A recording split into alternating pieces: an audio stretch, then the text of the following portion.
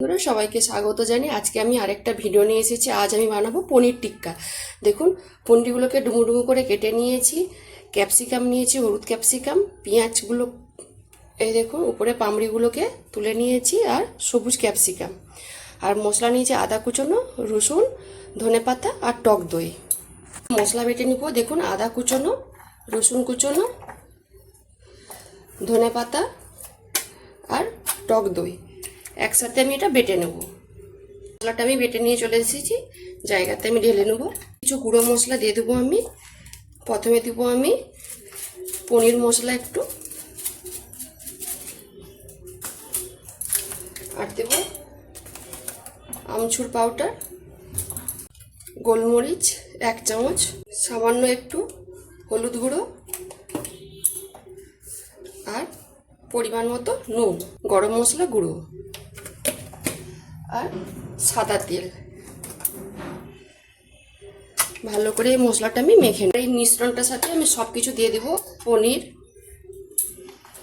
Capsicum, পেঁয়াজ মেখে নিয়েছি।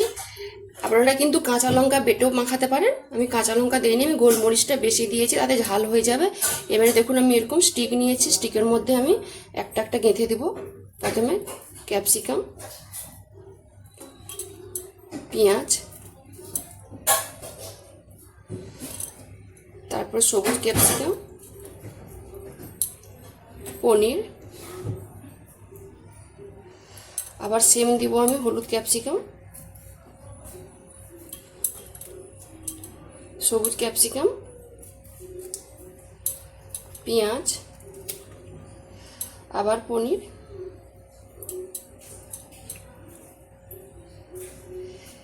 এইভাবে দেখুন আমি সবগুলো তৈরি করে নেব। পনিরের টিক্কাগুলো আমি তৈরি করে নিয়েছি, এবারে আমি ভেজে নেব। তার মধ্যে আমি সাদা তেল দিয়ে দিয়েছি, তেলটা ভালো করে গরমও হয়ে গেছে। এবারে আমি পনিরের টিক্কাগুলো একটা একটা ভেজে নেব।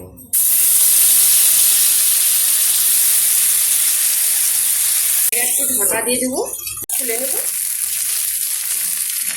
আর একটু স্লোতে দেবো। দেখুন একটা কি সুন্দর হয়ে গেছে জলটা ভাব।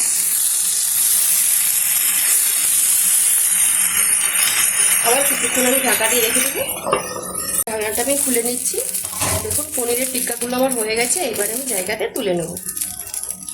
এগুলো সব ভেজে আমি জায়গাতে তুলে নিয়েছি। তার সাথে টমেটোর সস নিয়েছি, আর খুব সহজ পদ্ধতিতে কিন্তু আমি পনিরের টিক্কাগুলো বানালাম। যদি এই রেসিপিটা ভালো লেগে থাকে তাহলে অবশ্যই একবার বাড়িতে বানিয়ে খাবেন, আর আমাকে কমেন্টে জানাবেন। যেসব বন্ধুরা আমার রান্নার ভিডিও দেখতে পছন্দ করেন তারা আমার পেজটাকে অবশ্যই কমেন্ট, লাইক, শেয়ার করবেন। আর যারা ইউটিউব চ্যানেল থেকে দেখছেন তারা সাবস্ক্রাইব করে পাশের ঘন্টাকে ক্লিক করবেন। সবাই ভালো থাকুন, সুস্থ থাকুন।